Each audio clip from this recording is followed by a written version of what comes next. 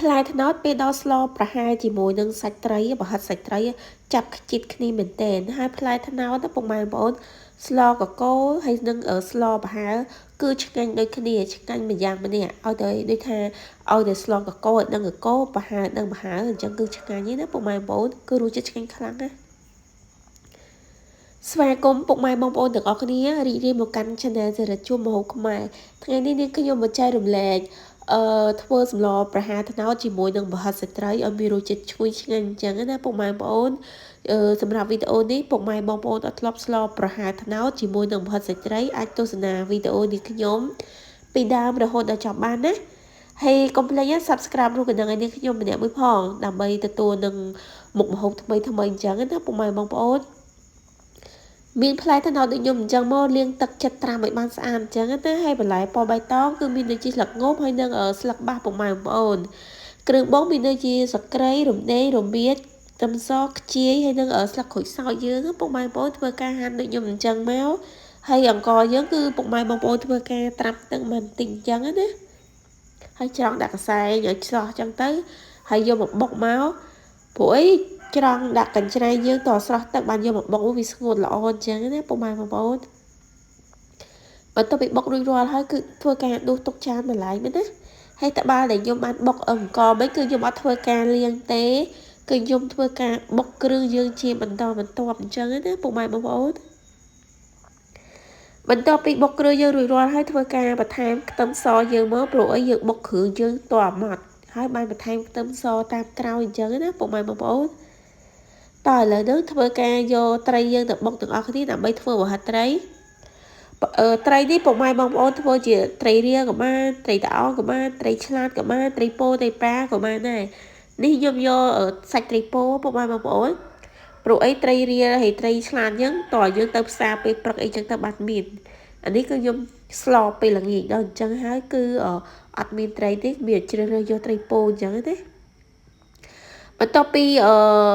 ក្លុកត្រីយើងម៉ត់ល្អហើយដាក់គ្រឿងបុកយើងហើយអង្គដែលយើងបានបុកមិញណាពុកម៉ែបងប្អូនដាក់ចូលទាំងអស់ដូចខ្ញុំអញ្ចឹងមកហើយផ្សំគ្រឿងបន្តិចទៅស្ករសបន្តិចអំបិលបន្តិចហើយនឹងទឹកស្អាតយើងហ្នឹងណាដាក់បន្តិចទៅហើយបន្ថែមប៊ីចេងអីមិនជីបអីអញ្ចឹងណាដើម្បីឲ្យប្រហិតត្រីយើងមានជាតិឆ្ងាញ់អញ្ចឹងណាឥឡូវហ្នឹងគឺខ្ញុំបានក្លុករួចរាល់ហើយដួសដាក់ចានដល់បន្លែមែនណាពុកម៉ែបងប្អូនដួសទុកដាក់ចានដល់បន្លែមកហើយសម្រាប់ពុកម៉ែបងប្អូនដូចថាអត់មានម៉ាស៊ីនក្លុកដូចខ្ញុំអាចធ្វើការច្រាំបានពុកម៉ែបងប្អូនច្រាំទៅច្រាំឲ្យទៅច្រាំឲ្យម៉ត់ទៅគឺម៉ត់ដូចតែគ្នាទេតែគ្រាន់ថាបើមានម៉ាស៊ីនក្លុកទៅវាធូរស្រាលយើងអញ្ចឹងណាធូរកន្លះអីអញ្ចឹងណាមិនបាច់កន្លែងច្រាំហត់អីអញ្ចឹងទៅហើយបន្តមកទៀតគឺមូដុំដូចខ្ញុំអញ្ចឹងមកតូចធំតាមចំណង់ចំណូលចិត្តពុកម៉ែបងប្អូនអញ្ចឹងណាឥឡូវនេះធ្វើការដាក់ដាំទឹកទាំងអស់គ្នាមកដាក់គល់ក្រីហើយនឹងលក្រូចដូចខ្ញុំអញ្ចឹងណាពេលដល់ទឹកយើងពុះគឺធ្វើការជ្រុំប្រហុកបន្ទាប់ពីជ្រុំប្រហុករួចរាល់ហើយធ្វើការដាក់បន្លែត្នោតយើងចូលទៅហើយក្របអញ្ចឹងណារងចាំឲ្យពុះអញ្ចឹងណាពុកម៉ែបងប្អូនឥឡូវហ្នឹងសឡខ្ញុំនឹងបានពុះជាបន្តបន្ទាប់ខ្ញុំធ្វើការបន្ថែមប្រហិតត្រីដែលខ្ញុំបានបុកខ្ញុំមូលដុំហ្នឹងដាក់ចូលដូចខ្ញុំអញ្ចឹងមកហើយផ្សំគ្រឿងទាំងអស់គ្នាគឺម្សៅស៊ុបហ្នឹងចុងសាព្រាបាយហើយនៅប៊ីចេយើងហ្នឹងលួចដាក់បន្តិចអញ្ចឹងណាហើយស្ករសហ្នឹងចុងសាព្រាបាយដែរបងពុកម៉ែបងប្អូនធ្វើការដាក់លួចបន្តិចអញ្ចឹងមកហើយទឹកត្រីពី3ជ្រោយអីអញ្ចឹងណាហើយបន្តមកនេះគឺធ្វើការរង្គាស់សឡយើងជាបន្តបន្ទាប់អញ្ចឹងណាដើម្បីឲ្យសាច់ត្រីហើយបន្លែត្នោតហ្នឹងគឺឆ្អិនបានល្អហើយចូលជាតិគ្នាបានល្អអញ្ចឹងណាអធិស្ឋានមែនទែនពុកម៉ែបងប្អូនព្រោះអីខ្ញុំក្រុមដាស់សាយបើកាលណាចាំក្រុមដាស់សាយខ្ញុំជាគឺមិនងាយបានវីដេអូពុកម៉ែបងប្អូនទស្សនាទេព្រោះអីក្រុមដាស់សាយពុកម៉ែបងប្អូនដឹងស្រាប់ហើយមានតែខែម៉ាត់អីអញ្ចឹងណាតើឥឡូវចូលទស្សនាវីដេអូយើងជាបន្តទៀតបន្ទាប់ពីសឡយើងគិតថាឆ្អិនហើយសាច់ត្រីអីទៅភ្លក់រសជាតិតាមចំណង់ចំណូលចិត្តរួចរាល់ហើយធ្វើការដាក់បន្លែពណ៌បៃតងយើងចូលមកណាមានស្លឹកបាសស្លឹកងប់ស្លឹករះស្លឹកអីក៏ដាក់មកនិយាយទៅគឺបន្លែពណ៌បៃតងគឺអត់ទាស់ទេដាក់មកគ្រប់មុខអញ្ចឹងណាពុកម៉ែបងប្អូនសម្លប្រហែលត្នោតយើងណារសជាតិឆ្ងាញ់ខ្លាំងណាពុកម៉ែបងប្អូនអើយសាច់ប្រហិតត្រីយើងគឺលក្ខជាតិឆ្ងាញ់ ហើយចាប់ជាតិជាមួយនឹងបន្លែត្នោតអញ្ចឹងណា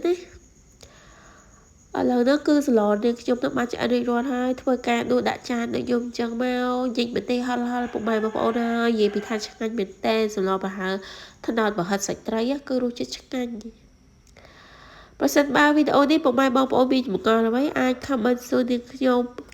នៅខាងក្រោមបានប្រសិនបើការធ្វើរបស់នាងខ្ញុំខុសពីពុកម៉ែបងប្អូនធ្វើអញ្ចឹងណាពុកម៉ែបងប្អូនហើយប្រសិនបើពេញចិត្តលើរូបនាងខ្ញុំ subscribe ឲ្យនាងខ្ញុំម្នាក់មួយផងដើម្បីទទួលនៅមុខម្ហូបថ្មីដែលខ្ញុំចែករំលែកជាប្រចាំថ្ងៃអញ្ចឹងណាពុកម៉ែបងប្អូនអរគុណពុកម៉ែបងប្អូនដែលបានចូលទស្សនាវីដេអូនេះខ្ញុំសូមជូនពរឲ្យពុកម៉ែបងប្អូនទទួលទានរកស៊ីមានបានគ្រប់ភារកិច្ចអញ្ចឹងណាពុកម៉ែបងប្អូនអរគុណ